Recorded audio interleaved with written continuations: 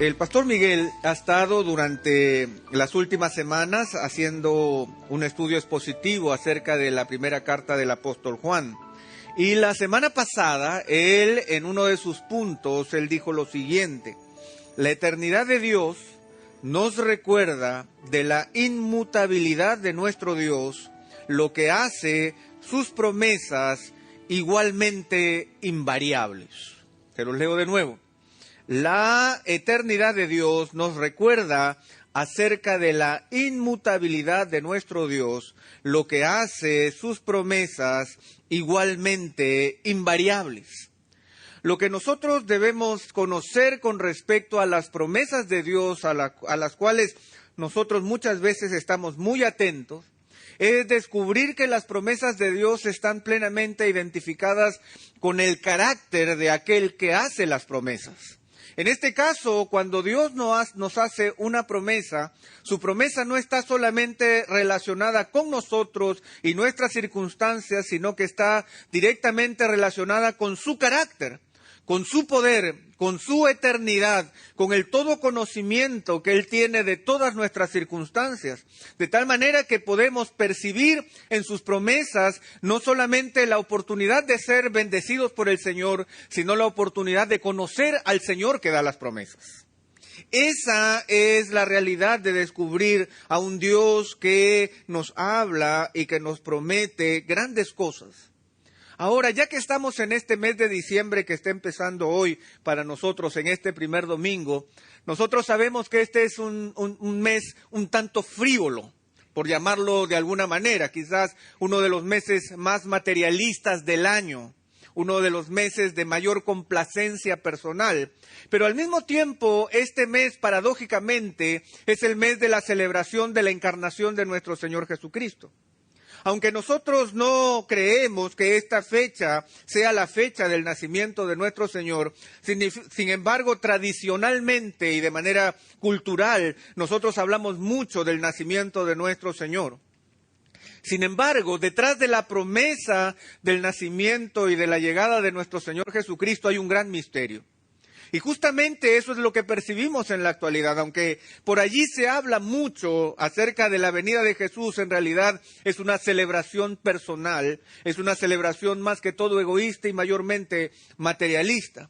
Pero dentro de las promesas de Dios, quizás la más grande promesa de nuestro Señor es la promesa de la encarnación. Nosotros sabemos que el Verbo se hizo carne y habitó entre nosotros y vimos su gloria, gloria como del unigénito del Padre, lleno de gracia y de verdad. Nosotros sabemos que Jesucristo se hizo carne y que Dios con nosotros puso su tienda de campaña a nuestro lado y empezó a vivir la vida de los hombres. Esa es una de las grandes promesas de la Escritura. Y si nosotros vamos a Mateo, ahora vamos a recorrer varios pasajes de la Biblia, no nos vamos a detener en uno solo, pero si empezamos nosotros con el Evangelio de Mateo en el primer capítulo, nosotros nos vamos a encontrar con una historia que seguramente es conocida para todos nosotros. En Mateo, el capítulo 1, el verso 20, nosotros conocemos la historia de José y María. José estaba de novio con María, en eso se da cuenta que ella estaba embarazada y él, en un intento por no infamarla, por no difamarla, por dejarla en paz, él decide cómo irse, pero mientras está en esas luchas mentales, dice el verso 20 de Mateo capítulo 1, pero mientras pensaba en esto, he aquí que se le apareció en sueños un ángel del Señor diciendo: José, hijo de David, no temas recibir a María tu mujer, porque el niño que se ha engendrado en ella es del Espíritu Santo, y dará a luz un hijo y le pondrás por nombre Jesús, porque él salvará a su pueblo de sus pecados. Evidentemente nosotros conocemos la historia, pero quizás nosotros deberíamos entrar un poco en el dramatismo de la historia, porque la historia tiene que ver con la intromisión telúrica de Dios en medio de la creación humana para que Dios se haga carne en medio de nosotros, y para poder entender esa situación no la podemos entender solamente bajo las características propias de lo que sucede en la vida humana. Básicamente es la intervención sobrenatural de Dios en medio de nuestra historia. Y aún José, siendo uno de los protagonistas, no lo podía entender sin revelación de Dios. No podía percibir lo que estaba sucediendo, no podía percibir que ese era el cumplimiento de una promesa, si es que no era Dios mismo el que se lo decía. Y dice el verso 22 y 23, todo esto sucedió para que se cumpliera lo que el Señor había hablado por medio del profeta, diciendo, he aquí la Virgen concebirá y dará a luz un hijo, y le pondrán por nombre Emmanuel, que traducido significa Dios con nosotros. Aparentemente Mateo nos está diciendo la fórmula. Esto es muy claro, señores, dice. Miren ustedes, esto es lo que sucedió a María, producto del Espíritu Santo. José lo entendió por medio de la revelación de un ángel. Y esto es simplemente el cumplimiento de una profecía muy clara, que cuando nosotros lo leemos decimos, caramba, esto es absolutamente claro, ¿quién no lo puede entender? He aquí la Virgen, dice el verso 23, concebirá y dará a luz un hijo, y le pondrán por nombre Emmanuel, que traducido es Dios con nosotros. 1 más 1, 2. Evidentemente, absolutamente claro. Sin embargo, cuando nosotros analizamos un poco más la historia, nos damos cuenta que no es así de claro. Porque el profeta al que se refieren en este caso no vivía en la otra esquina, ni tampoco estaba en Jerusalén en ese momento. En realidad, la profecía que Mateo está señalando es una profecía dada por Isaías, el profeta, casi un milenio atrás. 750 años antes, Isaías había dado esta profecía. No era una profecía de ayer, no era algo del momento, no era algo que tenía que ver con las circunstancias, sino que era algo que había salido del corazón de Dios casi un milenio antes y que ahora se estaba cumpliendo. ¿Y por qué se estaba cumpliendo? Se estaba cumpliendo porque era una promesa de Dios. Y como Dios es eterno e inmutable, Dios siempre cumple sus promesas.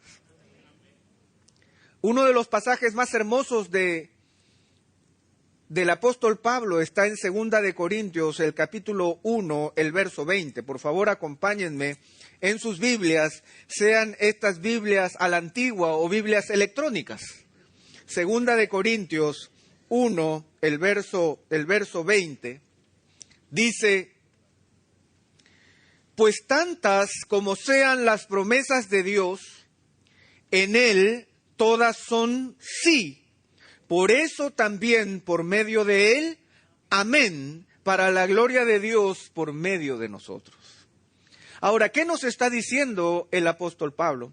El apóstol Pablo nos está diciendo que todas las promesas de Dios son promesas siempre y cuando estén rodeadas de su propia persona. Él es el que promete y por lo tanto en Él todas sus promesas son sí y todas sus promesas son en Él, amén. Las promesas de Dios que salen del alcance de su soberanía, dejan de ser promesas porque todas las promesas de Dios tienen que estar refrendadas por Él. Él tiene que estar detrás de sus promesas. Es Él el que promete. Mal haría yo el querer, por ejemplo, hacerles una promesa a ustedes usando, por ejemplo, el dinero de Cristian. Les prometo dinero, pero en realidad no es el mío, sino que es el dinero de él. Yo podría prometer muchas cosas, pero como no es mi dinero, mi promesa no vale absolutamente nada. En el Señor todas las promesas son sí, y todas las promesas son amén, porque salen de Él y Él es el que las verifica y les pone el sello de autenticidad. Ahora, cuando nosotros volvemos a Mateo, por favor acompáñenme nuevamente a Mateo, y vamos por ejemplo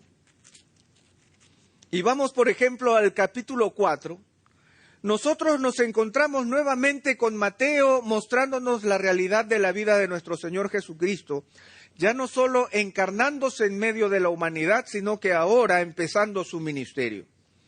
Dice el verso 13 de Mateo capítulo 4, y saliendo de Nazaret, fue y se estableció en Capernaum, que está junto al mar, en la región de Zabulón y de Neftalí, para que se cumpliera lo dicho por medio del profeta Isaías, cuando dijo: tierra de Zabulón y tierra de Neftalí, camino del mar al otro lado del Jordán, Galilea de los gentiles. El pueblo asentado en tinieblas vio una gran luz, y a los que vivían en región y sombra de muerte, una luz les resplandeció. Y el verso 17 nos muestra el inicio del ministerio de Jesús. Desde entonces Jesús comenzó a predicar y a decir: arrepentíos, porque el reino de los cielos se ha acercado.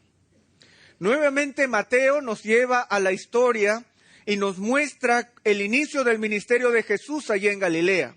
De una manera muy precisa nos dice que Jesús, saliendo de Nazaret, se establece en una pequeña aldea llamada Capernaum, que estaba junto al mar en la región de Zabulón y Neftalí, que es básicamente la Galilea, y es allí donde él empieza a predicar. Y para Mateo esto es tan evidente que inmediatamente lo relaciona con una profecía. Nuevamente menciona a Isaías, y señalando a Isaías, menciona la profecía de que Galilea sería una región bendecida por el Señor, como dice el verso 16, porque el pueblo asentado en tinieblas verá una gran luz, y los que viven en región de sombra de muerte, luz les resplandecerá. 1 más 1, 2. Ahí están los hechos de Jesús, ahí está el cumplimiento profético de la promesa. Sin embargo, yo quiero decirles que si nosotros quisiéramos ver el origen de la profecía y el origen de las promesas de Dios, nosotros tendríamos que aprender una gran lección con respecto al corazón de Dios. Porque en realidad, como ya les he mencionado, estas profecías se escribieron 750 años antes que los hechos sucedieran.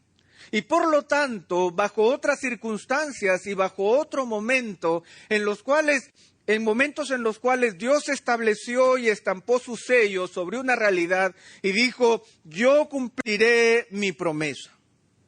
Ahora, si nosotros vamos a Isaías y vamos al capítulo 7, que es donde se originan estas promesas, quizás nosotros podríamos entender un poco más acerca de lo que significan las promesas para Dios, bajo qué características Dios establece sus promesas y cuál es la fidelidad de Dios para que estas promesas se lleven a cabo y se cumplan de manera dramática. Y así nosotros podríamos aprender 3 grandes cosas en esta mañana. Nosotros podemos aprender que aunque todo esté en contra, las promesas de Dios siempre se cumplirán. Esa es la primera cosa que nosotros aprenderemos. Lo segundo que podemos aprender es que aunque toda esperanza parezca estar perdida, de igual manera las promesas de Dios se van a cumplir. Y la tercera cosa que vamos a aprender es que aunque todo esté destruido, las promesas de Dios siempre se cumplirán. Esto es lo que Isaías nos va a mostrar con respecto al milagro y al cumplimiento de la promesa de la encarnación. Veamos el contexto, porque Isaías 7:14 es lo que Mateo nos relata ahí en Mateo capítulo 1, pero aquí nosotros lo vamos a leer en contexto, solamente para ver el pasaje, Isaías 7:14, y ubicarnos en el centro del texto. Dice: por tanto, el Señor mismo os dará una señal. He aquí, una virgen concebirá y dará a luz un hijo y le pondrá por nombre Emmanuel. ¿Evidente? ¿Cierto? Claro como el agua de esta botella. Ahora que nosotros conocemos la historia y que estamos muchos años más adelante, sabemos, claro. ¿Y esta promesa dónde se cumplió? En Jesús. ¿Y dónde está? En Mateo capítulo 1. Léelo versículo a versículo y te vas a dar cuenta. 1 más 1 es 2. Sin embargo, las cosas no fueron tan claras en ese momento. Si nosotros empezamos a leer Isaías, capítulo 7, vamos a empezar a entender el relato y el momento dramático en que el Señor se encarga de dar esta promesa. Los primeros 2 versículos de Isaías 7 nos ubican en el contexto histórico. Y aconteció que en los días de Acaz, hijo de Jotam, hijo de Usías, rey de Judá, subió Resín, rey de Aram, con Peca, hijo de Remalías, rey de Israel, a Jerusalén para combatir contra ella, pero no pudieron tomarla. Y se le dio aviso a la casa de David, diciendo, los arameos han acampado en Efraín, y se estremeció el corazón del rey y el corazón de su pueblo, como se estremecen los árboles del bosque ante el viento. Son palabras poéticas, pero que indican miedo, terror por lo que estaba sucediendo en este momento. Expliquémonos un poquito para poder entender la situación. Nosotros sabemos que después de la partida del rey Salomón, el reino de Israel grande se divide en 2. Por un lado quedaron 10 tribus que formaron el reino de Israel, tomando el nombre propio, el reino de Israel, con 10 tribus. Y por otro lado estaba el reino de Judá, mucho más pequeño, pero que estaba gobernado por los descendientes directos de David.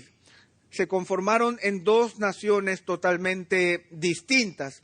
El reino de Israel empezó a vivir una serie de tropiezos producto de la corrupción, la idolatría y el pecado de sus autoridades, una nación que pronto caería en el olvido. El reino de Judá pasó por las mismas circunstancias porque también sus reyes no respondieron al llamado de Dios. En medio de esta historia estamos alrededor del año 733 antes de Jesucristo y asciende al poder, como dice allí en el verso 1 de Isaías 7, sube al poder Acaz, hijo de Jotam, hijo de Usías, rey de Judá. Nosotros, como buenos investigadores bíblicos, tenemos que recurrir a todas las fuentes para poder unir este pequeño rompecabezas y poder ubicarnos y descubrir en varias dimensiones de quién estamos hablando. En Segunda de Reyes, el capítulo 16, y en Segunda de Crónicas, el capítulo 28, nosotros vamos a encontrar la historia del rey Acaz. Lamentablemente, estamos hablando de una historia funesta, deprimente. Estamos hablando de un hombre que, de acuerdo a la Escritura, no hizo lo recto ante los ojos del Señor, sino que más bien él se dejó pervertir por los caminos de los reyes de Israel, adorando a dioses paganos de acuerdo a las propias concepciones que él tenía en su propia mente. Y no solamente eso, sino que de manera muy triste, Segunda de Crónicas, el capítulo 28, solamente para que lo podamos ver, porque vamos a mantenernos allí por un momento, nos dice en los primeros 3 versículos, Acaz tenía 20 años cuando comenzó a reinar, y reinó 16 años en Jerusalén, pero no hizo lo recto ante los ojos del Señor como su padre David había hecho, sino que anduvo en los caminos de los reyes de Israel. También hizo imágenes fundidas para los Baales, quemó además incienso en el valle de Ben Hinnom, e hizo pasar a sus hijos por fuego conforme a las abominaciones de las naciones que el Señor había arrojado de delante de los hijos de Israel. Acaz no solamente era un hombre depravado religiosamente y espiritualmente, sino que había caído aún en las artimañas de uno de los dioses más grotescos de la antigüedad, que era el dios Moloc. El dios Moloc era un dios creado por hombres, una figura de piedra que era adorada de la siguiente manera, una cosa totalmente brutal. Era un dios de piedra que tenía los brazos extendidos. se le ponía a este dios de piedra leños a su alrededor, se prendía una fogata hasta que la estatua se calentaba mucho al punto de ponerse al rojo vivo, y cuando estaba al rojo vivo, para agradar a este dios, uno tiraba a su hijo a los brazos de este dios para que muera quemado. Conforme a las abominaciones de las naciones que el Señor había arrojado delante de los hijos de Israel. Y no nos dice que él hizo pasar uno de sus hijos, sino que dice que hizo pasar a varios de sus hijos por el fuego, tratando de agradar a un Dios desconocido. Esa es la historia del rey Acaz, un rey terrible, un rey depravado, un rey que, como vamos a ver en unos momentos, un rey que llevó casi al punto de la destrucción al reino de Judá. Pero ahora ubiquémonos geopolíticamente. Resulta que el reino de Aram, que es el reino de Siria, hizo una alianza con el reino de Israel. Los dos se aliaron para poder atacar a Judá y quedarse con sus tierras. Ellos dos hacen una alianza, se establecen y entran a la batalla para pelear contra el rey Acaz de Judá. Este es el momento histórico en el que nosotros nos encontramos exactamente ahora. ¿Estamos? Entonces, ¿qué sucede? El verso 3 de Isaías capítulo 7. Entonces el Señor dijo a Isaías: sal ahora al encuentro de Acaz, tú y tu hijo Sear-Jasub, al extremo del acueducto del estanque superior, en la calzada del campo del batanero, y dile: estate alerta y ten calma, no temas ni desmaye tu corazón ante estos dos cabos de tizones humeantes, a causa de la ira encendida de Rezín de Aram y del hijo de Remalías, porque Aram ha tramado mal contra ti junto con Efraín y el hijo de Remalías, diciendo: subamos contra Judá y aterroricémosle, hagamos una brecha en sus murallas y pongamos por rey en medio de ella al hijo de Tabel. Por tanto, así dice el Señor Dios: no prevalecerá ni se cumplirá, porque la cabeza de Aram es Damasco y la cabeza de Damasco es Rezín, y dentro de otros 65 años Efraín será destrozado, dejando de ser pueblo, y la cabeza de Efraín es Samaria, y la cabeza de Samaria es el hijo de Remalías. Si no creéis, de cierto, no permaneceréis.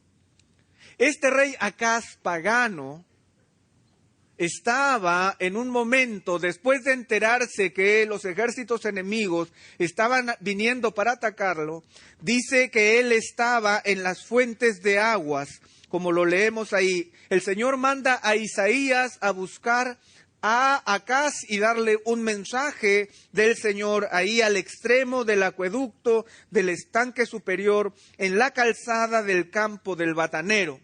Si Acaz iba a pelear una batalla y si pueblos enemigos estaban viniendo a atacar Jerusalén, una de las preocupaciones de todo general era cuidar las fuentes de aguas. Y lo que Acaz estaba haciendo en ese momento era estratégicamente vigilar las fuentes de aguas de Jerusalén para poder estar seguro que no sean tomadas por el enemigo. Y es en ese momento en que Isaías se presenta con un mensaje del Señor a este rey pagano y le dice: estate alerta, ten calma, no temas ni desmaye tu corazón ante estos dos reyes que están viniendo contra ti.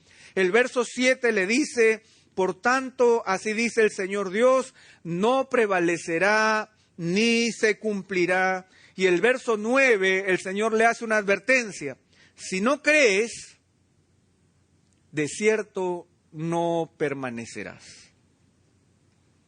Ahora,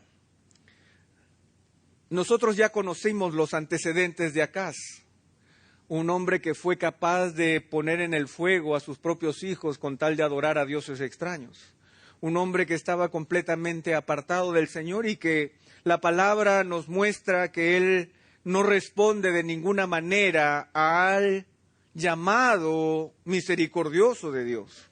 Aparentemente, Acaz estaba tan preocupado por la propia batalla que de seguro al escuchar a Isaías hablando, él ni siquiera le prestó atención. El verso 10 de Isaías 7 nos sigue contando la historia y nos dice que el Señor habló de nuevo a Acaz diciendo, el Señor insiste una segunda vez más yendo a este rey impío, pero el Señor con una promesa para él de cuidado y de protección, porque el Señor tenía un pacto con su pueblo y él quería que ese pacto se cumpliera. Sin embargo, él no había sido escuchado la primera vez y ahora, por una segunda vez, el Señor a través de Isaías se está presentando delante de este rey.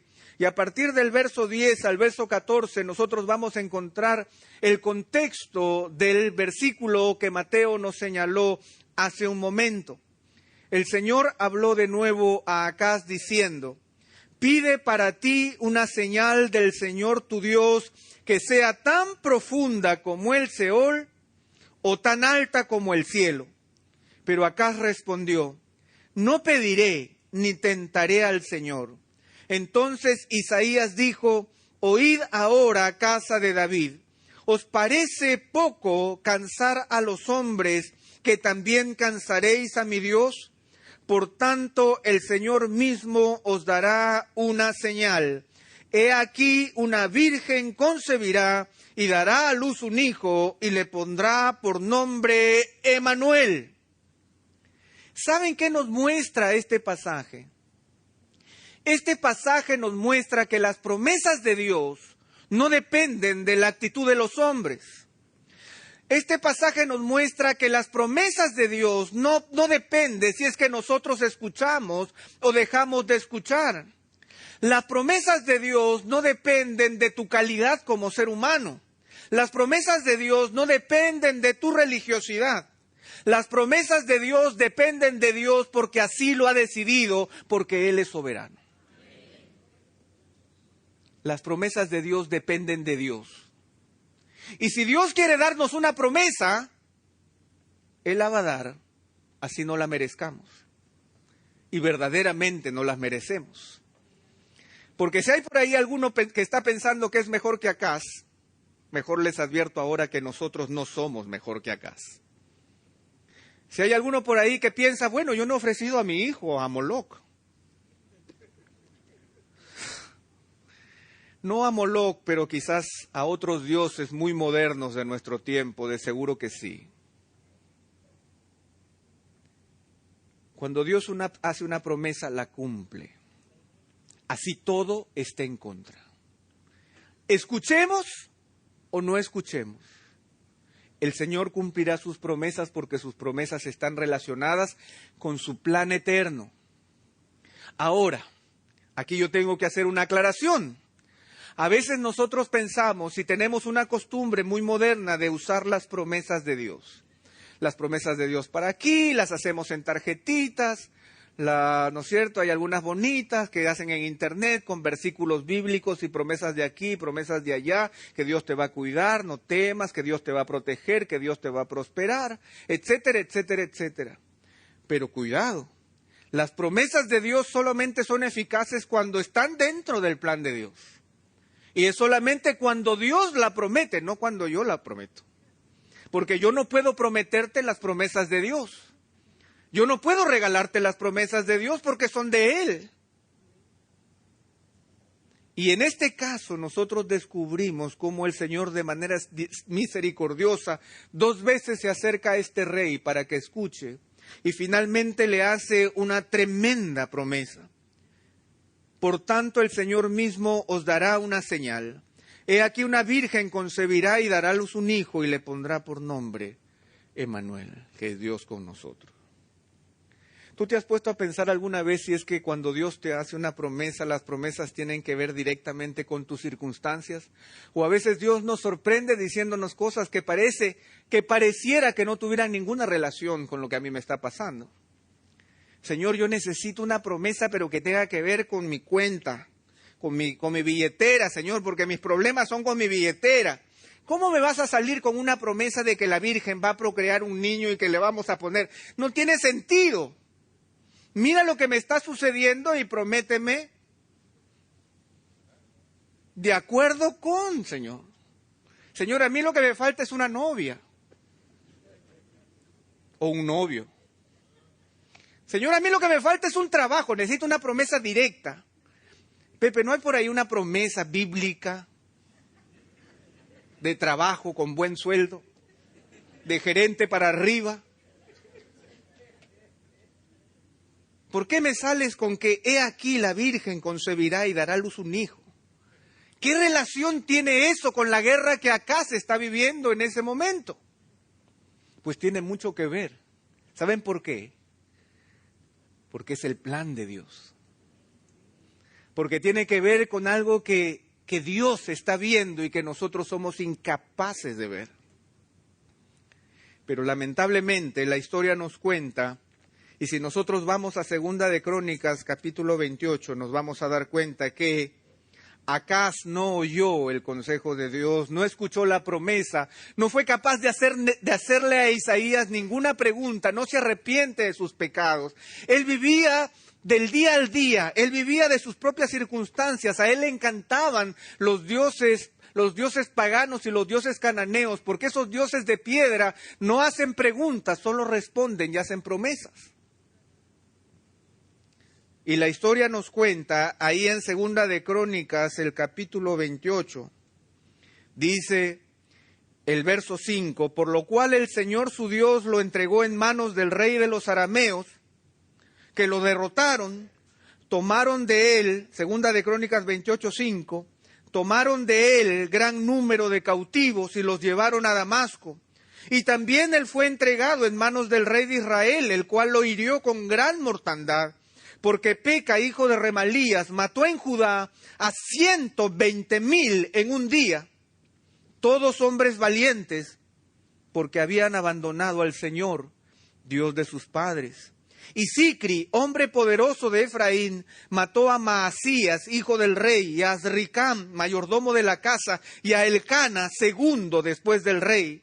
Y los hijos de Israel se llevaron cautivos de sus hermanos a 200,000 mujeres, hijos e hijas, y tomaron también mucho botín de ellos, y se lo llevaron el botín, y se llevaron el botín a Samaria.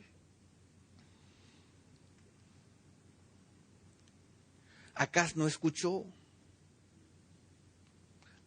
Acaz quiso desarrollar sus propios planes, y el dolor es evidente, el número de cautivos, el número de muertes, la destrucción en el propio gobierno.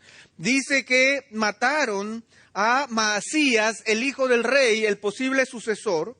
Mataron a Azricam, el mayordomo de la casa, probablemente el ministro de Economía. Y mataron a Elcana, el segundo después del rey, probablemente el primer ministro. O sea, desarticularon el gobierno. ¿Y qué hizo? ¿Qué hizo Acaz? ¿Acaz se acordó de la promesa de Dios? No, porque cuando estamos en crisis, nosotros queremos soluciones ya. Imagínate que el Señor nos diga, mira, te voy a dar una promesa, pero se va a cumplir dentro de 750 años. No hay caso, no hay caso. Dentro de 750 años, no, Señor, la quiero hoy. Entonces dice el versículo 16 del capítulo 28, de ahí de Segunda de Crónicas. En aquel tiempo el rey Acaz envió a pedir ayuda a los reyes de Asiria, porque los edomitas, miren lo que seguía pasando en Judá, porque los edomitas habían venido de nuevo y atacado a Judá y se habían llevado algunos cautivos. También los filisteos se aprovecharon del pánico, vieron que las puertas estaban abiertas y también habían invadido las ciudades de las tierras bajas y del Negev de Judá y habían tomado Bet-Semes, Ajalón, Gederot y Soco con sus aldeas, Timna con sus aldeas y Gimso con sus aldeas y se establecieron en ellas. Ahí estamos. ¿Pero todo por qué? Dice el verso 19, porque el Señor humilló a Judá a causa de Acaz, rey de Israel, pues él había permitido, ¿qué cosa? El desenfreno en Judá y fue muy infiel al Señor. Pero en Isaías 7, el Señor se presentó delante de él y le dijo, no temas, no esté turbado tu corazón. Esa gente que te persigue no vale nada porque yo estoy detrás. Confía en mí. Pero él no escuchó. Y él se apoyó en el rey de Asiria. Y él, miren lo que dice el verso 20, y vino contra él Tilgat-Pilneser, rey de Asiria, y lo afligió en vez de fortalecerlo. Pues Acaz había tomado una porción del tesoro de la casa del Señor, del palacio del rey y de los príncipes, y la había dado al rey de Asiria, pero no le sirvió de nada. Y en el tiempo de su angustia, miren lo que dice el verso 22, y en el tiempo de su angustia, este rey Acaz fue aún más infiel al Señor. Sacrificaba a los dioses de Damasco que lo habían derrotado y decía, por cuanto los dioses de los reyes de Aram los ayudaron, sacrificaré a ellos para que me ayuden. Pero ellos fueron su ruina y la de todo Israel. Cuando nosotros hablamos de las promesas de Dios, no solamente estamos hablando de que Dios quiere darnos lo que nosotros queremos. Cuando nosotros hablamos de las promesas de Dios, hablamos de lo que Dios va a demandar de nosotros en obediencia cuando le seguimos. Las promesas de Dios no solamente están relacionadas con nuestro bienestar, sino que nuestro bienestar está relacionado con vivir en dependencia de Él. Cuando nosotros escuchamos las promesas de Dios son para someternos a ellas y para hacer que esas promesas hagan el cambio que nuestro corazón necesita. Después de, si volvemos nosotros a Isaías, por favor, Isaías el capítulo 7. Nosotros vamos a encontrar que la tremenda devastación el Señor ya la había dado a conocer. A partir del verso 17 dice, el Señor hará venir sobre ti, sobre tu pueblo y sobre la casa de tu padre, días como nunca han venido desde el día en que Efraín se apartó de Judá, es decir, al rey de Asiria. Y sucederá en aquel día que el Señor silbará a la mosca que está en lo más remoto de los ríos de Egipto y a la abeja que está en la tierra de Asiria, y todas ellas vendrán y se posarán en los precipicios de las barrancas, en las hendiduras de las peñas, en todos los espinos y en todos los abrevaderos. Dicen que las moscas y las abejas eran símbolos de los grandes ejércitos que, atraídos por la riqueza de Judá, vendrían a tomar posesión de ella. Es toda una historia triste de destrucción. Dice el verso 23 del capítulo 7, en aquel día, en todo lugar donde había 1000 vides, valoradas en 1000 siclos de plata, habrá zarzas y espinos. Se irá allá con arcos y flechas, porque toda la tierra será zarzas y espinos. Y en cuanto a todas las colinas que eran cultivadas con la azada, no irás allá por temor de las zarzas y los espinos. Se convertirán en lugar para soltar los bueyes y para ser hollado por las ovejas. Todos aquellos terrenos que habían sido trabajados por Judá, que estaban repletos de viñedos, que costaban una fortuna, producto de la desobediencia de este rey, todos esos campos ahora simplemente eran como campos salvajes, en donde ya ni siquiera se podía entrar por temor a los espinos y a las zarzas. La destrucción es evidente. Y dentro de esa destrucción, hermanos, es donde Isaías, al voltear la página en el capítulo 9, nos habla del segundo pasaje que nosotros encontramos en Mateo.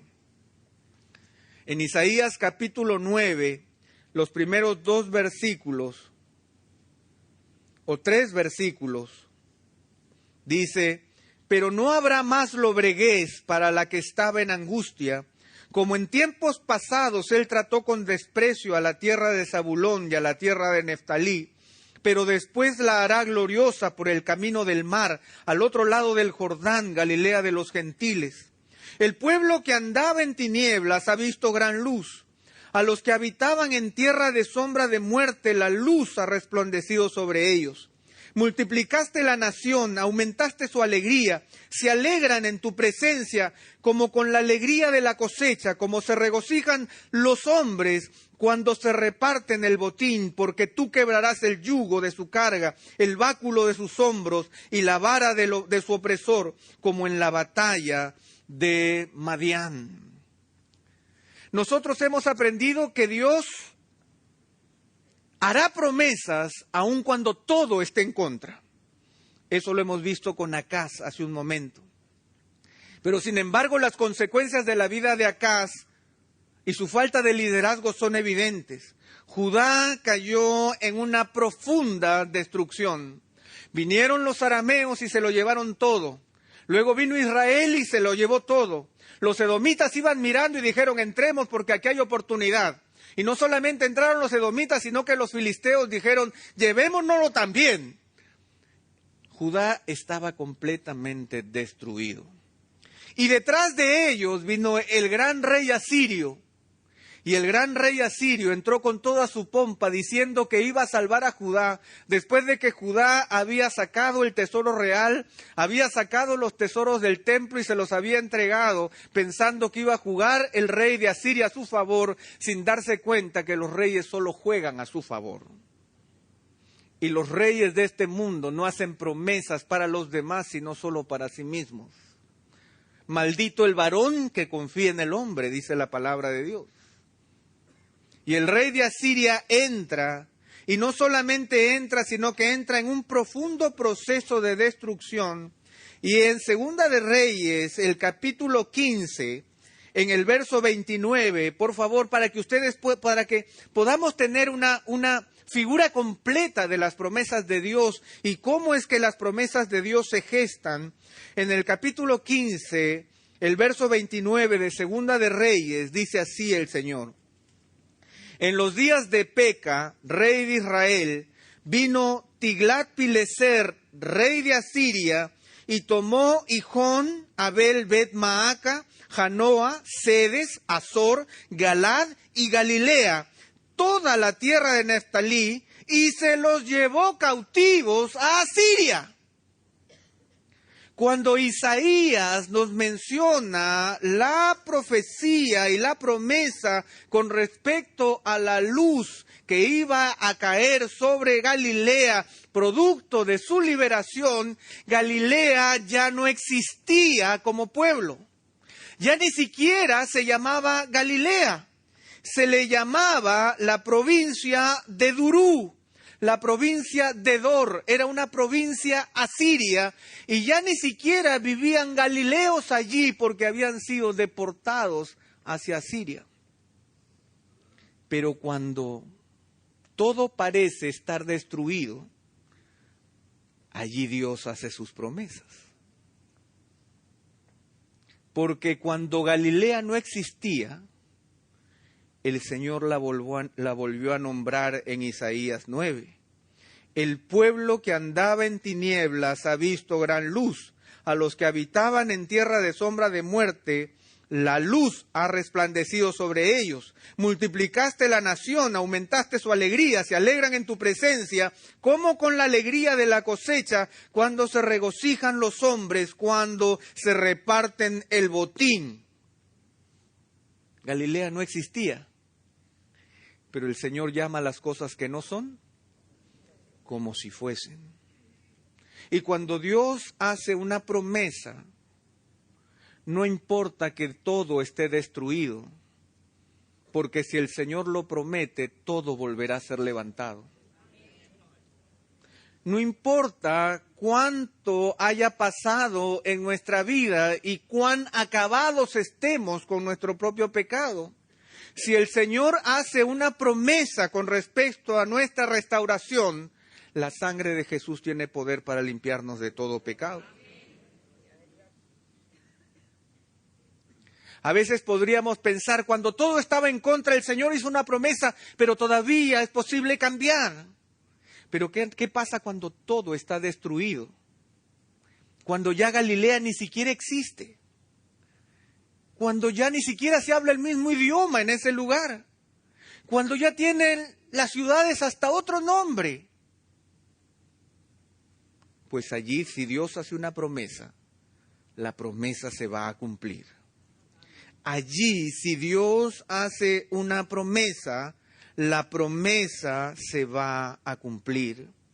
Por eso es que en el verso 6 del capítulo 9, justifica Isaías el cumplimiento de esa promesa nuevamente con estas palabras. Verso 6, porque un niño nos ha nacido, un hijo nos ha sido dado, y la sabiduría reposará sobre sus hombros, y se llamará su nombre admirable, consejero, Dios poderoso, Padre eterno, príncipe de paz.